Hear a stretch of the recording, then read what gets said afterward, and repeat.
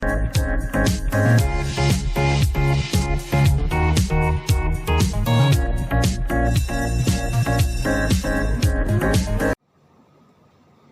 Morning વિદ્યાર્થી મિત્રો, આપણે એક નવા ટોપિકની શરૂઆત કરી હતી, ચેન્જ ધ ટેક્સ. એની અંદર આપણે બધા પહેલાં સાદા કાર્ડ, પછી ચાલુ કાર્ડ અને પછી આપણે પૂર્ણ કાર્ડ વિશે સમજૂતી મેળવી હતી અને થોડુંક વર્ક પણ તમને આપ્યું હતું કે જેથી કરીને તમે એ જે વર્ક છે એ વ્યવસ્થિત રીતે તમે કરી શકો અને થોડુંક આપણે ટેન્સની અંદર થોડીક ફાવટ આવી જાય. તો જેન્ડર ટેક્સની અંદર આપણને પેરેગ્રાફ પૂછાય અને જો એ પેરેગ્રાફ આખો આપ્યો એની અંદર અમુક ફેરફારો કરવાના થાય તમને શરૂઆતની અંદર સ્ટાર્ટ ધીસ વે એવી રીતે આપ્યું હોય અને જે ચેન્જીસ કરવાના હોય, કદાચ જો વર્તમાન કાળમાંથી ભૂતકાળ હોય તો ભૂતકાળ ને ભવિષ્યકાળ હોય તો ભવિષ્યકાળમાં ચેન્જીસ કરવાના છે. હવે આપણે જેટલા બી કાળ કર્યા એકદમ શોર્ટમાં, બરાબર. અમુક વિદ્યાર્થીઓને કદાચ કાર્ડ ન મનમાં બેસતા હોય તો એના માટે આપણે એક શોર્ટકટ ટ્રીક કરી છે. જો એ એક કોષ્ટક છે, જો એ કોષ્ટક કરી લે તો આપણે વર્તમાન કાળમાંથી ભૂતકાળ હોય કે ભૂતકાળમાંથી ભવિષ્યકાળ હોય કે એ 9 કાર્ડ છે એમાંથી કોઈ પણ કાર્ડ હોય એની અંદર આપણે ચેન્જીસ કરી શકશું, બરાબર છે. આ વર્તમાન, ભૂતકાળ અને ભવિષ્ય, પ્રેઝન્ટ, પાસ્ટ અને ફ્યુચર, બરાબર છે. તો પહેલા આ રીતે આપણે એક બોક્સ બનાવશું, બરાબર છે. હજી કહું છું, કોઈ પણ વિદ્યાર્થીઓને માત્ર આ બોક્સ કરવાથી તમે ચેન્જ ધ ટેક્સ છે એના માર્ક્સ મેળવી શકશો, બરાબર. જો આ એક વસ્તુ ધ્યાન રાખવાની, V1 હોય તો એનું આપણે ભૂતકાળ કરશું તો V2 થશે. V1 છે એનું ભૂતકાળ કરશું તો V2 થશે. ભવિષ્યકાળમાં will પ્લસ V1 થશે, બરાબર છે. ફરીથી એક વખત, જો તમને માની લ્યો કે કોઈ વાક્ય પૂછાણું, એમાં પહેલું રૂપ આપ્યું છે, ઉદાહરણ તરીકે અહીંયા આપણે એક ઉદાહરણ પણ જોતા જઈએ. I play chess, બરાબર છે. જો V1 આપ્યું હોય, તમને એમ કે ભૂતકાળ કરો તો આપણે આ કોષ્ટક ખબર જોઈએ V1 નું શું થાય V2, તો આપણે અહીં શું કરી નાખવાનું V2, તો આનું ભૂતકાળ શું થશે I played cricket. ચાલો હવે એમ કે V2 આપ્યું છે એટલે કે ભૂતકાળ આપ્યું છે. ચાલો આ બીજું રૂપ છે. તમને એમ કે ભવિષ્યકાળ કરો તો આપણને કોષ્ટક ખબર હોવી જોઈએ. V2 આપ્યું હોય તો એનું ભવિષ્યકાળ શું થશે will પ્લસ V1, તો અહીંયા શું થઈ જશે I will play, V1 કરવું પડે ક્રિકેટ નું ક્રિકેટ, બરાબર છે. ત્રણેય આડાવડા કાળ લાગશે. માની લ્યો કે ભવિષ્યકાળ આપ્યો છે, આ આપણને આપ્યું છે એક્ઝામ ની અંદર, તમને એમ કે વર્તમાન કાળ કરો તો આને રિવર્સ જોવાનું. will 1 આપ્યું છે, will પ્લસ V1 જો આપણી પાસે અહીં છે. હવે એમ કે ભવિષ્યકાળમાંથી આપણે વર્તમાન કાળ કરો તો વર્તમાન કાળ કરો તો શું આવે V1, તો આનો જવાબ શું આવે આ થઈ ગયું.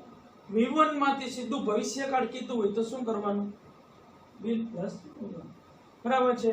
અહીંયાથી ભવિષ્યકાળમાંથી એમ કે ભૂતકાળ કરો તો ભૂતકાળ કરવો હોય તો શું આવે V2, તો આમાંથી આપણે આમાં ચેન્જ કરી તો will કાઢી નાખવાનું, પ્લે નું શું કરી નાખવાનું પ્લે. એટલે આટલું યાદ રાખવાનું, V1 નું શું થાય V2 અને ભવિષ્યકાળ કરવો હોય તો will પ્લસ V1 અને ભવિષ્યકાળ હોય તો આપણે રિવર્સ પૂછે કે ભાઈ ભવિષ્યકાળનું તો ભૂતકાળ કરો તો will પ્લસ V1 આપ્યું એનું V2 કરવાનું. આવી રીતે ત્રણેય આડાવડા કાળની અંદર રૂપાંતર થશે. આ થયું પહેલું. બીજું છે M is R. જો M is R આપ્યું હોય એનું ભૂતકાળ આપણે કરવાનું હોય તો એક was અને where થાય અને ભવિષ્યકાળમાં will be થશે. આ મોસ્ટ આઈએમપી ની એમ છે, ખાસ ધ્યાન રાખજો. આપણને આટલો તો ખ્યાલ હોય જ કે M is R છે એનું was where થાય, પણ ભવિષ્યકાળમાં એનું will be થાય આપણને ખ્યાલ હોતો નથી. તો એ એક વસ્તુ ખાસ ધ્યાન રાખજો. અહીંયા આપણે એનું પણ ઉદાહરણ જોઈ લઈએ, બરાબર છે. અહીંયા આપણી સામે આમ લખ્યું હોય કે Raj is reading a book. તમને એમ કીધું ચાલો ભવિષ્યકાળ કરો તો રાજનું શું કરવાનું? રાજ. હવે આ વર્તમાન કાળ, આ ભૂતકાળ, આ ભવિષ્યકાળ. તો am is are, am is are છે એનું ભવિષ્યકાળ શું થાય જોવો છે? Will be. તો અહીં શું કરી નાખવાનું? Will be. રીડિંગ નું રીડિંગ એ બુક. તમને એમ કીધું હોય કે ચાલો આનું આ વિલ બી આપ્યું છે, ચાલો ભવિષ્યકાળ આપ્યું છે, એનું ભૂતકાળ કરો. તો ભૂતકાળમાં તમને ખબર હોય છે વિલ બી નું શું થાય? વોઝ અને વેર. તો એક વચન હોય તો વોઝ, બહુવચન હોય તો વેર. તો રાજ વોઝ રીડિંગ એ બુક. સમજાઈ ગયું બધાને?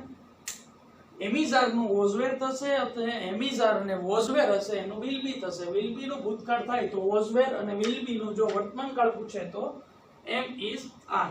ચાલો ત્રીજો નિયમ જોઈએ. ડુ નોટ અથવા ડઝ નોટ. ડુ નોટ અથવા તો ડઝ નોટ.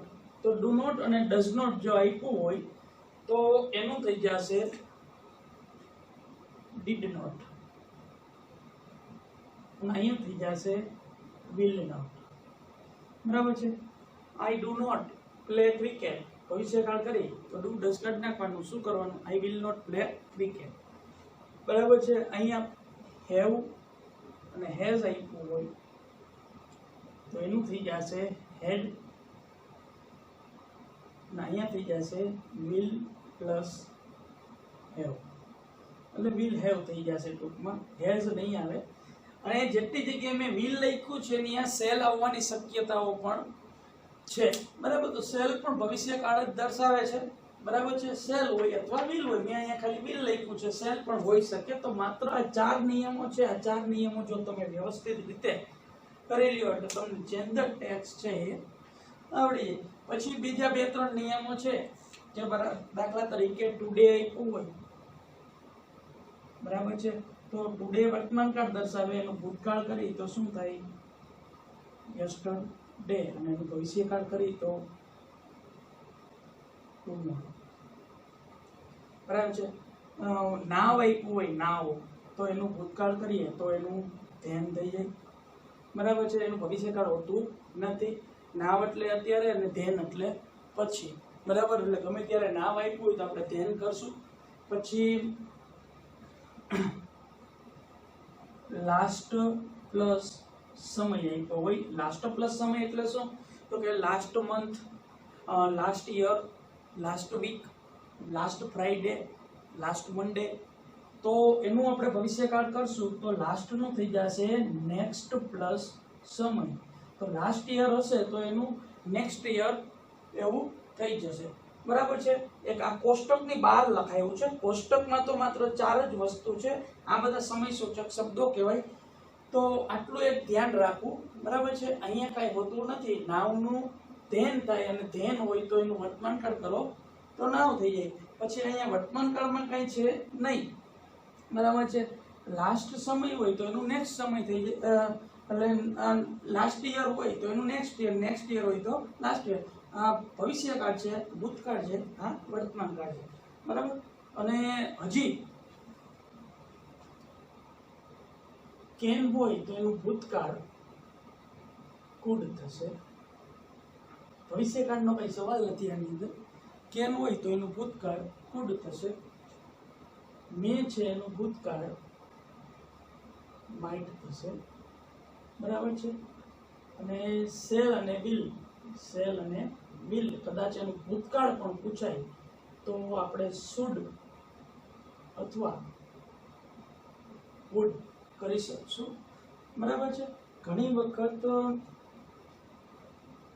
આ રીતે આપ્યું હોય કે he is playing cricket, he will take part in match. બરાબર છે? આવું વાક્ય આપ્યું. હવે તમને કીધું સ્ટાર્ટ ધીસ વે, તો આ રીતના હી અને વોઝ કરીને આમાં ટપકા કરી દીધા હોય એટલે તમને ખબર પડી જવું જોઈએ કે ઇઝ નું શું કરવાનું છે? વોઝ. એટલે એનો મતલબ કે વર્તમાન કાળનું ભૂતકાળ કરવાનું છે. તો હી વોઝ પ્લેઇંગ ક્રિકેટ. તો આખો પેરેગ્રાફ છે ને વર્તમાન કાળનો ભૂતકાળ જ હોય. એવું ન હોય કે એક વાક્ય વર્તમાન કાળનો પૂછાય ને એક વાક્ય ભૂતકાળનો પૂછાય, એવું ન હોય. તો પછી બીજું વાક્ય જોઈ તો આજ એમ જ સમજી કે આજ પેરેગ્રાફની અંદર વાક્ય આપ્યું તો આપણને એમ થાય કે અહીંયા વિલ આપ્યું છે તો ભવિષ્યકાળ થયો. તો ના, પહેલું વાક્ય વર્તમાન કાળનું હોય તો બીજું વાક્ય ભવિષ્યકાળનું ન હોય. ત્યારે વિલ છે એને વર્તમાન કાળ સમજવાનું, તો વિલનું ભૂતકાળ શું થઈ જશે? વુડ, કારણ કે આપણે વર્તમાન કાળનું ભૂતકાળ કરવાનું છે. બરાબર છે. ત્યારે અમુક વિદ્યાર્થીઓ વિલ પ્લસ V1 જો હોય છે ને એનું આપણે V2 કરી નાખે છે. એવી રીતે નથી કરવાનું, ધ્યાન રાખજો. આ રીતે પૂછાય તો બરાબર છે. તો he would take part in match. બરાબર છે. તો આ રીતે આપણે પેરેગ્રાફ પૂછાશે. તો હવે આ વ્યવસ્થિત રીતે આ જે આખો એક કોષ્ટક છે એ પાકું કરી નાખવાનું. બાકી તો સિમ્પલ રૂલ છે. ટુડે એટલે આજે, યસ્ટરડે એટલે ગઈકાલ, ટુમોરો એટલે આવતીકાલ. આ બધા સામાન્ય નિયમ છે. આ બધા નિયમ તમને ખબર જ હશે. આમાં ખાલી થોડીક વખત નજર ફેરવી લ્યો એટલે ત્રણેય આડાવડું આવડી જાય. આપણને આડાવડું બધું આવડવું જોઈએ કે વિલ હેવ છે તો એનું ભૂતકાળ કરવું હોય તો હેડ થાય, વિલ હેવ છે તો એનું વર્તમાન કાળ કરવું હોય તો હેવેસ થાય. એક અહીંયા જે રૂલ્સ છે આ V1 એના ભેગું કાઉન્સમાં એક આપણે શબ્દ લખી નાખશું. જો હી, સી અને ઈટ હોય તો એસ કા ES લાગે.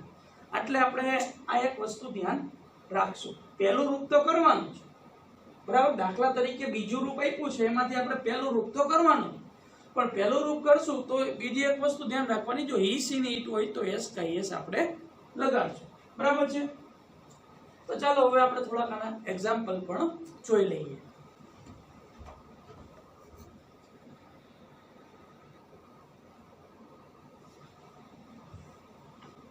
તો અહીંયા આપણી સામે 3 ઉદાહરણો મેં લીધા છે. બરાબર છે. આપણે થોડાક છૂટા પાડી દઈએ અને તમને સમજવામાં અનુકૂળ રહે. 3 ઉદાહરણો આપ્યા છે. એક્ઝામની અંદર આપણને આવી રીતે જ પેરેગ્રાફ પૂછાય. પહેલા હું આખો પેરેગ્રાફ વાંચું. The robots obey their master, they never question his order, the master gives rewards to his robots, he never disappoints them. ચાલો અહીંયા આટલું તમને લખેલું હશે. સ્ટાર્ટ ધીસ વે આવું લખ્યું હશે. આપણે જગ્યા નથી મેં નથી લખ્યું, સીધો એરો માર્યો. બરાબર. The robots obeyed. obey છે એનું બીજું રૂપ લખ્યું છે અહીંયા obeyed. બરાબર છે. તો પહેલા રૂપનું બીજું રૂપ તો આપણે કોષ્ટક જે કર્યો તો એમાં યાદ હોય તો આ રીતે હતું. V1 હોય તો એનું શું થાય? V2. એટલે એનો મતલબ કે આમાં શું કરવાનું છે તમને એમ નહીં કીધું હોય કે કયો કાર્ડ છે તમારે ઓળખી જવાનું. મેં તમને કીધું હતું કે કોષ્ટક વ્યવસ્થિત રીતે કરી લો એટલે તમને એટલો અંદાજ આવી જાય કે આમાં શું કરવાનું છે. V1 નું શું કરવાનું છે? V2. તો અહીંયા ઓબે છે એનું શું કર્યું છે? ઓબેડ. પહેલા રૂપનું બીજું રૂપ એટલે વર્તમાન કાળનું ભૂતકાળ. તો જેટલા વર્તમાન કાળના ભૂતકાળના જેટલા નિયમ છે લાગુ પડશે. 4 નિયમ હતા. એમિઝારનું, હોઝવેલ, હેવેઝનું, હેડ પહેલું રૂપ હોય તો બીજું રૂપ, ડુ ડઝ હોય તો ડીડ. આટલા નિયમો સાથે આપણે જોઈએ. તો ઓબે ધેર માસ્ટર. રેડી? આ પહેલું વાક્ય. આના માર્ક્સ તમને મળે નહીં કારણ કે આટલું એક્ઝામની અંદર તમને આપ્યું હોય. અને એક બધી વસ્તુ ખાસ ધ્યાન રાખવાની કે એક્ઝામની અંદર આ ક્વેશ્ચન આપણે લખવાનો નથી પણ આન્સર જે લખી એ આખે આખું લખવાનું. The robots obey there master. અમુક વિદ્યાર્થી શું કરે જે ચેન્જીસ થતો હોય એ લખે ઓબેની સામે ઓબેડ કરી નાખે. એવી રીતે આપણે નથી કરવું. બરાબર. ચાલો આપણે બીજું વાક્ય જોઈશું. ચેન્જીસ છે સી નેવર. આ ક્વેશ્ચન છે ને એ રૂપ છે V1 છે તો એનું બીજું રૂપ શું થઈ જાય? Question his order. ચાલો ત્રીજું વાક્ય જોઈ. ધ માસ્ટર gives લખ્યું છે તો એનું V2 શું થઈ જાય? ગેવ. તમને V2 આવડવા જરૂરી છે. V2 નહીં આવડતી તો ખોટું પડશે. rewards to his robots.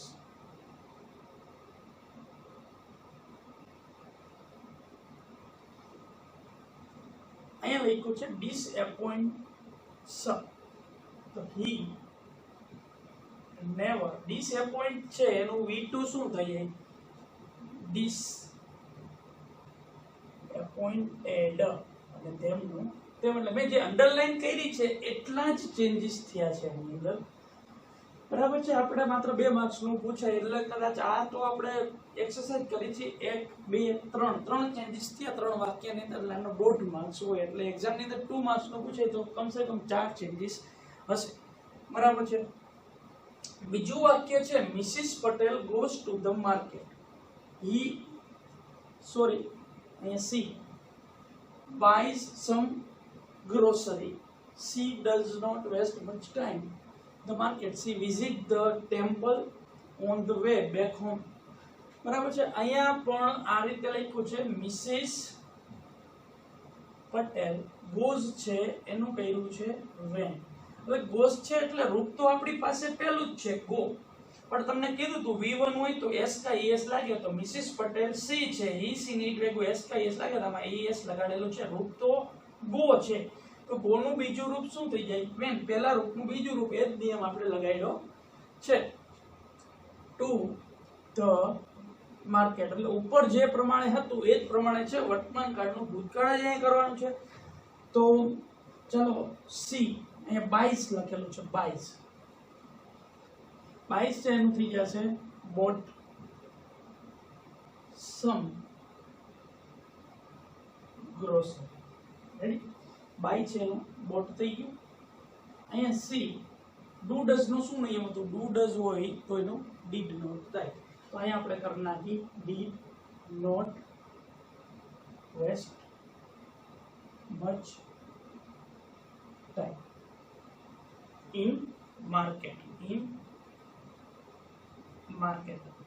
અહીંયા visits લખેલું, જો visits તો visits નું શું થઈ જાય visited, તો C visited the temple on the way back home. ચાલો આટલું કર્યું આપણે 1 2 આની અંદર 3 ફેરફાર થયા, બરાબર છે. ચાલો હવે અહીંયા આપણે થોડુંક હવે ઊંધું થશે. મનીષા ઇઝ, ચાલો વોઝ નું શું થયું ઇઝ, આપણે નિયમ હતો એમિઝાર હોય તો એનું વોઝ વેર હતો ને, આ રીતે કે એમ ઇઝ આર એનું શું થઈ જતું હતું વોઝ અને વેર, તો વોઝ વેર નું શું થઈ જાય એમિઝાર, તો વોઝ છે એનું આપણે એમિઝાર કરશું, તો એ member of a middle class family. C હવે જો હવે V2 આપ્યું છે તો એનું શું થઈ જશે V1, તો સ્ટડીડ જે છે STUDIED, તો એનું V1 કરવાનું, પહેલું રૂપ કરવાનું, તો પહેલું રૂપ શું થઈ જશે અમુક ઈડી કાઢી નાખે તો STUDI, તો y હોય તો એનો I થાય, તો આપણે અહીંયા શું કરવું પડે y, કારણ કે સ્ટડી મેન સ્પેલિંગ આ છે, એનું બીજું રૂપ કરો તો y નું I કરીને પછી ઈડી લગાડ્યો છે, તો પહેલું રૂપ કરો તો પાછું શું થઈ જાય સ્ટડી, તો આપણે પહેલા STUDY લખશું સ્ટડી. તો પહેલું રૂપ કયું, તો ગમે ત્યારે પહેલું રૂપ થાય તો બીજી એક વસ્તુ ધ્યાન રાખવાની કે ખાલી પહેલું રૂપ નહીં મૂકવાનું, આગળ જોવાનું કે he she ને it છે, જો he she ને it હોય તો s કા es લાગે, એ નિયમ આપણે અહીં સ્પેશિયલ લખાયો તો મેં, બરાબર છે. તો અહીં જોવાનું સી છે તો માત્ર સ્ટડી નહીં આવે, એમાં s કા es લાગશે, તો આમાં સ્ટડી ભેગું s લાગે કે es, તો છેલ્લો અક્ષર y હોય તો હંમેશા es લાગે, તો y નું પહેલા આપણે I કરી નાખશું અને પછી es લગાડી નાખશું. એટલે મોટાભાગના વિદ્યાર્થીઓ ઉતાવળા થાય, બીજું રૂપ હોય તો ચાલો પહેલું રૂપ કરી નાખી, સ્ટડી કરી નાખી. આ એક વસ્તુ ખાસ ચેક કરવાની છે s કા es લાગે છે કે નહીં, જો અહીંયા I લખેલું હોત તો કાઈ ન થાત, તો સ્ટડી નું સ્ટડી થાત, પણ he she ની it હોય તો s કા es લાગશે.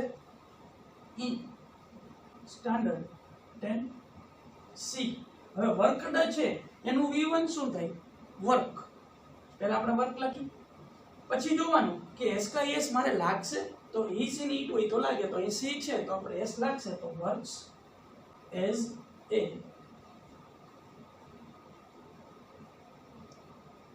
computer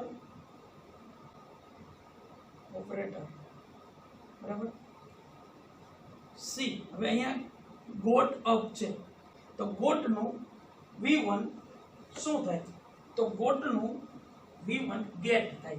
તો પહેલા આપણે અહીંયા ગેટ લખી નાખીએ, પછી જોવાનું કે S કા S લાગશે, E C ની E2 તો લાગે તો C છે, તો અહીંયા S gets up early morning. બરાબર છે. હજી એક અહીંયા નિયમ આપણે છેલ્લું એક વાક્ય જોઈ લઈએ. C અહીંયા હેલ્પડ લખ્યું છે, તો હેલ્પડ બીજું રૂપ છે, તેનું પહેલું રૂપ શું થાય? હેલ્પ. તો S કા S લાગશે, તો અહીંયા C છે, તો S કા S લાગશે. હર બરાબર છે. અહીંયા બે વર્તમાન કાળમાંથી ભૂતકાળ અને એક ભૂતકાળમાંથી વર્તમાન કાળના વાક્યો આપણે જોયા. હજી આપણે નેક્સ્ટ લેક્ચરની અંદર આવા જ થોડાક વધારે ઉદાહરણો સાથે જોશું. હજી ભવિષ્યકાળ બાકી છે અને હજી આની અંદર બીજા પણ ઘણા નિયમો આવે છે, તો એના વિશે આપણે માહિતી મેળવશું. Thank you.